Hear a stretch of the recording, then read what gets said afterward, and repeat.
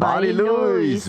սիրելիներ, բարի լույս Հայաստան, բարի լույս Սփյուռք, այս արտահայտությունը միշտ ակտուալ է, եթե դուք հայալեզու որևէ հաղորդում եք դիտում, իսկ մեր հաղորդումը տրամադրության մասին է, սա առավոտը Շանթումն է, Շանթի ուղիղ եթերից, ես եւ Հասմիկը ձեզ սիրով ասում ենք բարի լույս, գեղեցկույն եւ հրեշը կապի մեջ են։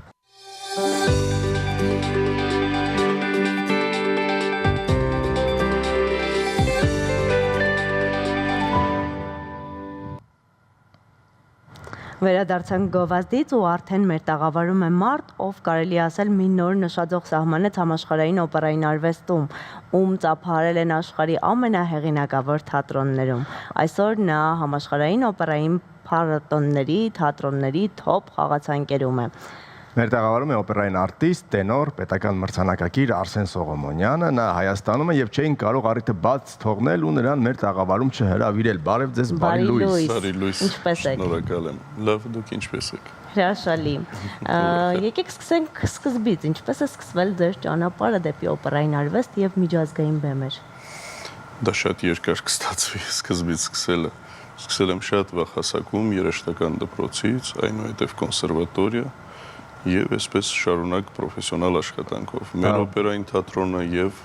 հետագայում այլ օպերային թատրոններ։ Բայց ինչպես է ստացվում, որ դուք լինելով նաեւ այս ճանապարհի մասնակից, ձեզ հետ եք ունեցել նաեւ կուրսեցիներ, ձեզ հետ կային նաեւ գոլեգաներ, ովքեր որ ենթադրենք այս բարձրության եւ այս բարձունքներին չհասան։ Երևի թե ստերեոտիպին Հասմիկը այս կարևոր կետն էր ուզում արդեն։ Ինչպես է ստացվում, որ, չգիտեմ, X քանակությունից հենց մի հոգի կարող է այսպես բարձրության մեջ լինել։ Հրաշալի պրովոկացիոն հարց եք տալիս։ Հիմա ես պիտի պատասխան գտնեմ, որ մեծամիտ չհնչի եւ միևնույն ժամանակ չվիրավորեմ իմ հետ սովորած իմ գոլեգաներին, ընկերներին։ Բանն այն է, որ բոլոր երևույթները կյանքում ազդում են երկեցողության վրա։ Կան շատ տաղանդավոր մարդիկ, օժտված մարդիկ, ովքեր որ ժամանակի ընթացքում ինչ որ այլ հետաքրքրությունները իրենց կյանքում առաջ են գալիս։ Ենթադրենք աղջիկների դեպքում, որոնք շատ օժտված երգչուհիներ կարող էին լինել, առաջնահերթ գալիս են ընտանիք կազմել, մայրանալ եւ այլն, կամաց պրիորիտետները փոխվում են եւ իրենք գնում են այդ ճանապարհով։ Կան երգիչներ, ովքեր որ սիրելով դասական արվեստը սկսում են կոնսերվատորիայում, բայց կյանքի ինչ որ տեխնիկական հարցերը, առօրյան կենցաղը ստիպում են աշխատել։ Նրանք սկսում են ծառայեցնել իրենց ձայնը, գումար վաստակելու, ընտանիք պահելու, կամաց շեղվում են, գնում են էստրադային, ջազային ժանրեր։ Դասական արվեստին հավատարիմ մնալու համար ներքին մեծ հավատ, սեր, նվիրվածություն եւ անսահման զոհաբերության մի շարք է հարկավոր, որպեսզի հասնես արդյունքի։ Դասական արվեստը շատ-շատերի կարծիքով եւ շատ-շատերի համար արդեն որերորդ տարին եւ որերորդ տասնամյակ համարվում է մեռնող արվեստ։ Բայց ցես դիտելով եւ նաեւ նկատի ունենալով այն ամբողջ նվագախումբը, օպերաները, որ էլի բեմադրվում են նոր, ոնց որ թե անընդհատ հետաձգվում է այս պահը։ Այդպես է, ինչ է կարծում։ Ես կարծում եմ, այդպես էլ պետք է լինի, պետք է հետաձգվի, որովհետեւ մեծամասնությունը դասական արվեստը այնուհանդերձ ինտելեկտուալ արվեստ է։ Եվ մենք ունենք հասարակության մեջ աշխարհի չափերով ասած, ոչ միայն Հայաստանի մասն է խոսք, այլ մարդկության։ Մենք ունենք ոչ բոլոր շերտերն են, որ կարող են ինտելեկտուալ բավարարվել կամ հասկանալ կամ մեկնաբանել կամ ընդունել դասական արվեստը։ Եվ ի վերջո դասականից ծնվում են տարբեր ուղղություններ։ Լավ էստրադան ծնված է դասական արվեստից։ Եթե դուք լսեք մեծանուն իրոք լավ ջազմենների, լավ էստրադա մեկնաբանողների, դուք կգտնեք այնտեղ եւ Բեթհովեն, եւ Մալլեր, եւ Բրուկներ, հավատացնում եմ ձեզ։ Արամ Խաչատրյանն էլ էստեղ պիտի ասեմ։ Իհարկե, եւ Արամ Խաչատրյան։ Եվ այդ ճյուղերը կամաց մեկնաբանվելով դառնում են ավելի մատչելի երաժշտություն տարբեր շերտերի համար, բայց դասականը չի կորցնի եւ երբեք չի մահանա, կմնա իր բարձրունքի վրա։ մեր խնդիրն էլ այն է, որ ինչքան հնարավոր է ավելի շատ երիտասարդություն ընդգրկել այդտեղ, բերել դեպի դասականը, հասկացնել, որ սա ունի իր գեղեցիկ երևույթը։ Գիտեք, ես վերջերս դասական արվեստը համեմատեցի մոդայի հետ։ Տեսեք, բոլորը առօրյայում կիրառում են ինչ-որ հագուստ, հանգիստ, հարմարավետ եւ այլն եւ այլն, բայց շատ կարեւոր օրեր իրենց կյանքում հարսանիք, եզրափակիչ տարվա դպրոցավարտական եզրափակիչ օրը բոլորը գնում են գեղեցիկ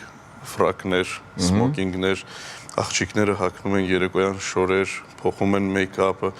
նայում ես ոնց որ 17-16-րդ դարի մի գեղեցիկ տեսարան լինի, բոլորը այդ օրը շատ գեղեցիկ են, որտեղ համարում են, որ կյանքի այդ ամենակարևոր օրերը, լուսանկարները, հիշողությունները պիտի համալրվի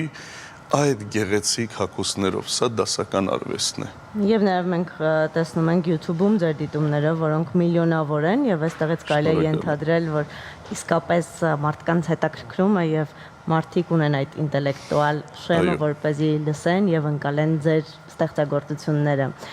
Որքան ժամանակ եք հասցնում լինել Հայաստանում, պարոն Սողոմոնյան։ Շատ չեմ հասցնում, կարճ ժամանակով եմ լինում եւ եթե հասցնում եմ ինչ-որ մի համերգ տարին գոնե մի անգամ կազմակերպում։ Անցյալ տարի համերգները եղան մի քիչ շատ, տարբեր ռեպերտուարներով, ուզեցին կիսվել ժողովրդի հետ որոշակի պատկերացումներով, կարծես ստացվեց, լավ ստացվեց։ Այս տարի այնքան հագեցած է, որ չի ստացվում։ Տեսնենք ոնց կլինի։ Այո, եւ իհարկե ստեղծագործությունները, որոնք ես կատարում եմ, երբեմն այնքան մեծ աշխատանքի եւ հավատքի կերպարները հասկանալու, խորանալու, աշխատելու արդյունքում դառնում են իմը, որ հավանաբար տպավորություն է ստեղծվում, որ դրանք իմ ստեղծագործություններն են, բայց իհարկե դրանք մեծանուն կոմպոզիտորների ստեղծագործություններ են, որ ես պատիվ ունեմ կատարելու։ Միջազգային հարթակներում բազմաթիվ ելույթներ ունեք ու այստեղ հայ լինելը որքանով է օգնում կամ գուցե խանգարում, եթե այդպես է, եւ արդյոք այնպիսի միջազգային հարթակներ եղել են, որտեղից հանդիսատեսը ճանաչել է ձեզնով նաեւ հային։ Գիտեք, ես պետք է ասեմ, որ այսօր աշխարհը գնում է մի հետաքրքիր սկզբունքով, չկենտրոնանալ ազգությունների վրա։ Եթե մարդը կատարում է պրոֆեսիոնալ իր աշխատանքը, ապա ընդունել եւ հարգել հավասար, առանց որևէ պատկերացումների։ Բայց անձնական շփումների ժամանակ գոլեգաների հետ, դիրիժորների հետ, ովքեր որ երբեք չեն եղել Հայաստանում, Հայաստանը ի վերջո ունի շատ մեծ պատմություն։ Այն մարդիկ, ում հետ ես եմ շփվում, թատրոնի մարդիկ, գրեթե բոլորը ինտելեկտուալ եւ զարգացած մարդիկ են։ Ինձնով չի, որ պիտի Հայաստանի մասին իմանան, մենք պատմության մեջ ունենք մեր հետքը։ Բայց եւս մի անգամ ինձնով համոզվում են, որ Հայաստանը ինձնով իմ մյուս գոլեգաներով, որոնք շատ են աշխարհում, երգում, նվագում եւ բարձրակարգ ձևով ներկայացնում, եւս մի անգամ մենք ցուցադրում ենք, որ մեր գոյությունը պատահական չի մոլորակում։ Եվ մի անգամ եւս նրանց հայացքը բերում ենք դեպի մեր երկիր եւ հրավիրում ենք այստեղ գալիս են, մի անգամ եւս հրապուրվում են, սա շատ հաճելի է, բայց կարծում եմ Հայաստանը ինքն իրենով հայտնի է բոլորին։ Արամ Խաչատրյանը անընդհատ ասում էր, որ իր մեծագույն սերը հայրենիքն է, բայց նա ապրելով սովետական ժամանակահատվածում, որտեղ հայրենիք հասկացողությունը շատ տարալուծված էր եւ նա Մոսկվայում է հիմնականում ապրել եւ ստեղծագործել համաշխարհային գրեթե բոլոր բեմերում եղել է։ Երբեք ինքը տուրքը չի տվել նրան, որ ինքը հայ է, նա արել է մի գործ, որի մեջ շատ հայկականություն կար։ Եվ սա ոչ միայն նա է նկատում, այլ նկատում են այսօր գրեթե բոլորը։ Այդ ձեզ համար կա մի որևէ ստեղծագործություն, որ ամենահայկականն է, երբ որ դուք կատարում եք։ Ես պետք է ասեմ, որ նման խոսույթները, հայրենիքի հանդեպ սիրո արտահայտությունները եւ դրսևորումները ինձ համար ոչ մի արժեք չունեն։ եւ աշխատում եմ զերծ պահել ինձ նման արտահայտություններից, որովհետեւ երբ նման սիրո մասին է խոսքը, որը որ չի քննարկվում, չի բարձրաձայնվում, արդեն ինչ որ կեղծիք է լինում։ Կարծում եմ, որ ցանկացած մեր ժողովրդական երաժշտություն, որով ես նույնիսկ երբեմն շատ կարևոր ելույթներից առաջ ձայնավարժություն եմ անում, վերականգնելու եւ արտնացնելու իմ մեջ սերը երգեցողության հանդեպ, որովհետեւ դասական երգեցողությունը, օպերան ի վերջո մի պահ է գալիս, երբ դու 5, 6, 10 ներկայացում պիտի երգես 2 օրը մեկ, 3 օրը մեկ, սա աշխատանք է, սա ամեն անգամ գտնել այդ վերաբերմունքը, գալ բեմ երգիչ իբրև, այլ ոչ թե վոկալիստ, որը գալիս է կոնկրետ նոտաներով ձայն է արտաբերում եւ հոգեվորը կորում է, շատերի մոտ դա դառնում է մեխանիկական ինչ-որ մի երևույթ։ Դա պահպանում եմ մեր հայկական ժողովրդական երգերով եւ շատ հաճախ իմ գոլեգաները կփաստեն, որ իմ սենյակում մինչեւ բեմը նրանք լսում են ինչ-որ անծանոթ մեղեդի, հայկական, մեր գեղեցիկ ուղիղ ձայնով, առանց ավելորդ խաղերի,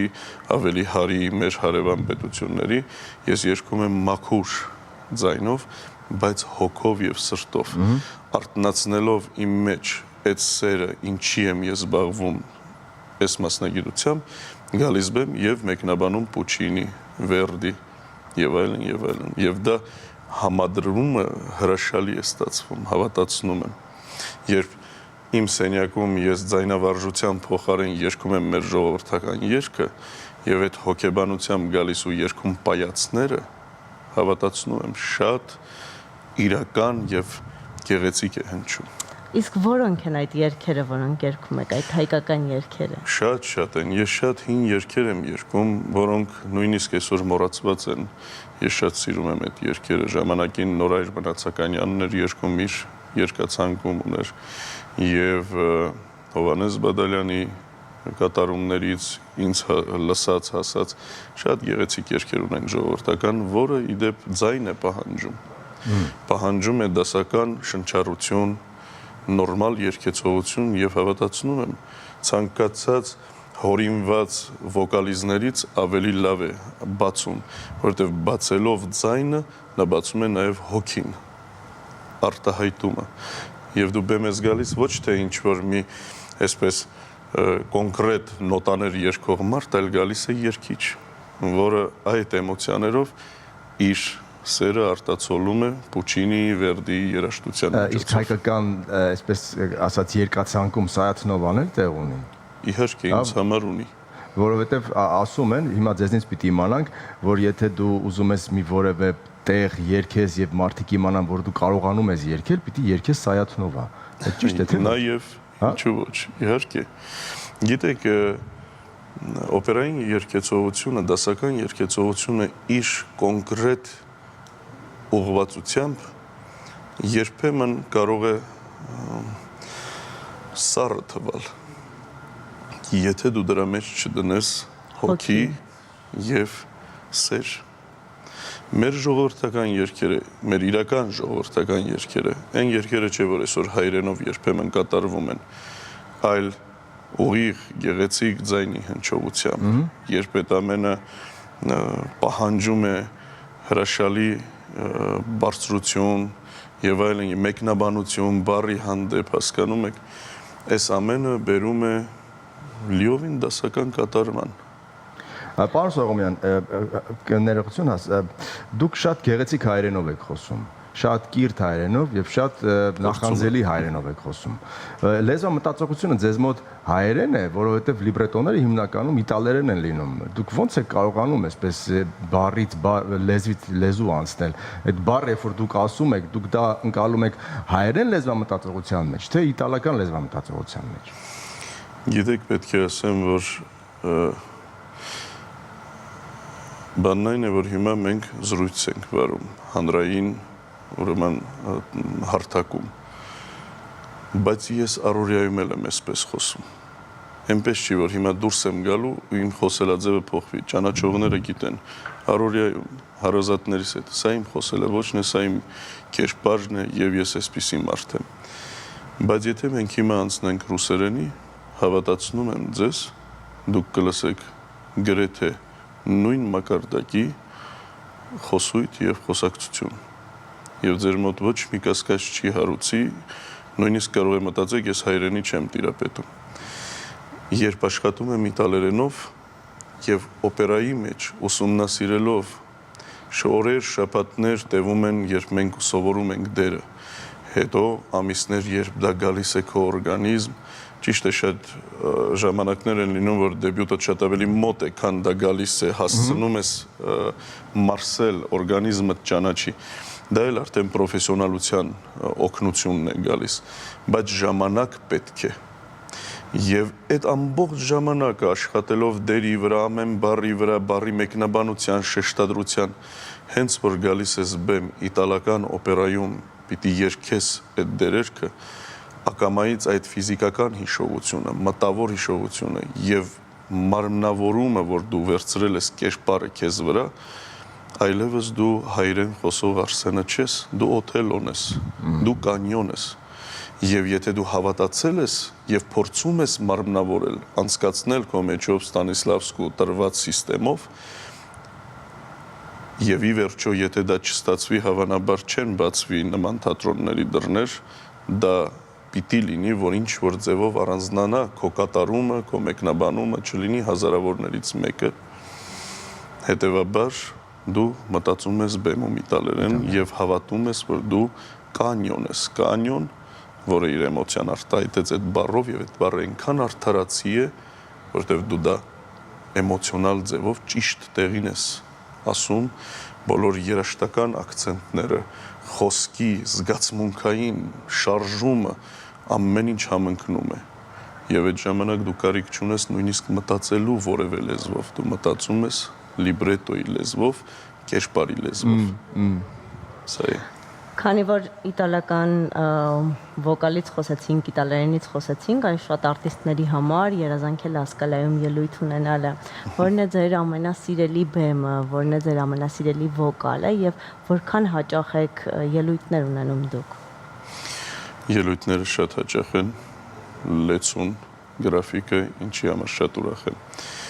Սիրելի բեմ հասկացողությունը հավատացնում եմ օրեր առաջ ասացի,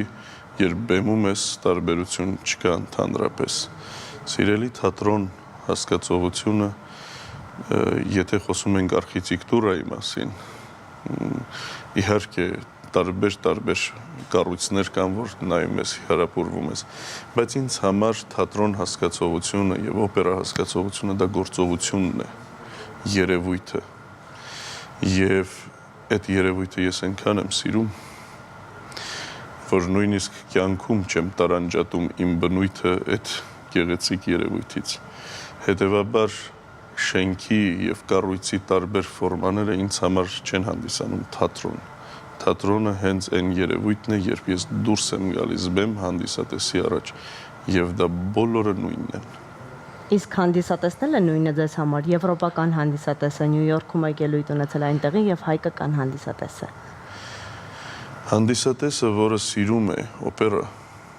սիրում է դասական արվեստ, նույնիսկ այն հանդիսատեսը, որ գալիս է օպերային թատրոն համարելով, որ դա պրեստիժ է,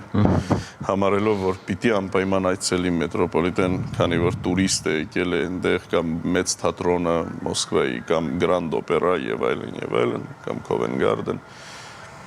հավատացնում եմ նրանք բոլորը գտնվում են մի քիչ ավել, մի քիչ պակաս նույն հոգեբանության մեջ եւ մեզ համախմբում է օպերային արվեստն ու երաժշտությունը, նույնիսկ իր բոլոր ցուցադրական կողմերով, նույնիսկ եթե եկողները տուրիստներ են եւ չեն էլ հասկանում ինչ, բայց եկել են մետրոպոլիտենը տեսնելու, այդ պահին, այդ պարագայում նրանց ապրումները համընկնում են թատրոնի գաղափարների հետ։ Եվ սրանով միավորվում, դրա համար այո, բոլոր թատրոն եկող հանդիսատեսը, հայ, ռուս, անգլիացի, Ամերիկայում ապրող տարբեր ազգությունները թատրոնի պատերի ներքո շատ նման են իրար։ քիչ են տարբերվում։ Դուք հրաշալի բացատրում եք ամեն ինչ։ Նույնիսկ եթե ամենադժվար հարցերն էլ հիմա մենք փորձենք տայինք, դուք շատ հանրամատչելի լեզվով կբացատրեիք մեզ։ Դուք ունեք ուսանողներ կամ ունեք աշակերտներ, որոնց որ դուք տալիս եք այս կարևոր հմտությունները եւ ովքեր են եղել ձեր ուսուցիչները, ումից եք դուք ազդվել, ումից եք սովորել, ով է եղել ձեր էտալոն այն բարձունքում կանգնածը, Օլիմպոսից իջած մեկը, ում դուք նայել եք եւ լիքը բան սովորել եք։ Իմ ուսուցիչը երաժշտական դպրոցում եղել է հրաշալի կին Լիաննա Տերոգանիսյան, Լիաննա Գալուստովնան, մինչև օրս էլ մեր շփումը պահպանվում է։ Կոնսերվատորիայում եղել է Ռաֆայել Հակոբյանցը, ցավոք, որը արդեն մեզ հետ չի։ Ֆենոմենալ երաժիշտ, ջութակահար եւ երգիչ։ Փայլուն լսողության տեր մարդ եւ փայլուն անձնավորություն։ Սա շատ կարեւոր է ուսանող եւ դասախոս կապի մեջ։ Այս երկու մարդիկ են եղել իմ կյանքում։ Ես կոնսերվատորիայի տարիներին բարիտոն էի, հետո